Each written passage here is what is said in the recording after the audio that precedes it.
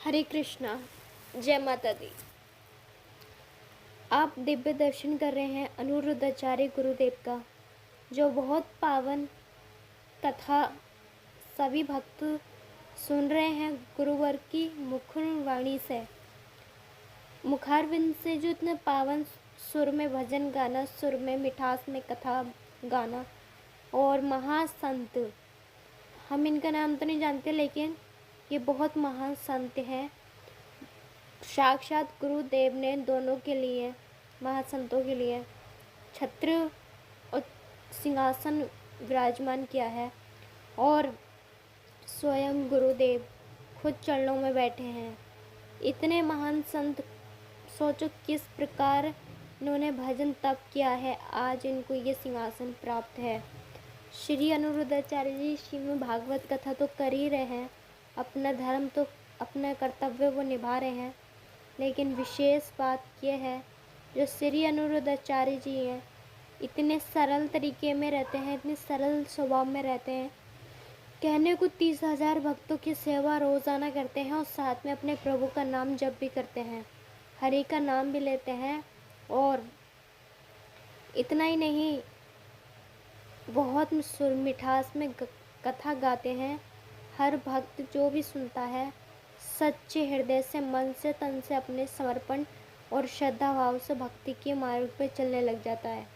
इतने अद्भुत, जैसे कि माँ, आज पहला नवरात्रि था माता रानी का, और हमारी माँ दुर्गा आई हैं और उनका पूजन 9 दिन तक होना है। और लेकिन माँ तो हमारे लिए, माँ से बढ़कर कोई धर्म नहीं है, माँ से बढ़कर कोई भगवान नहीं है। भगवान भी साक्षात माँ के झुके रहते हैं माँ के लिए।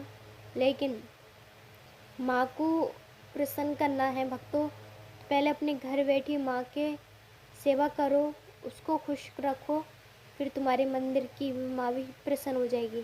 कहते हैं भगवान दिखता नहीं है, लेकिन भगवान है। भगवान भी दूसरा माता पिता के रूप में हमारे पालन पोषण करते हैं, और 9 महीने गर्भ में रहते हैं तो भी हमारा पालन पोषण करते हैं। लेकिन माँ के लिए तो हमारा हर पल अच्छे से होना चाहिए, और अच्छे भाव में, बहुत प्रेम में। प्रेमानंद महाराज जी या फिर अनिरुद्धाचार्य जी, देवकीनंदन ठाकुर जी या बागेश्वर धाम सरकार, ये सभी 4-5 कथावाचक सबसे नंबर 1 पे हैं, और सोशल मीडिया पे बहुत सुर्खियों में रहते हैं। इनको कौन नहीं जानता, हर कोई बच्चा बच्चा जानने लगा है इनको, क्योंकि इतनी सुंदर, इतनी मधुर वाणी से कथा गाते हैं।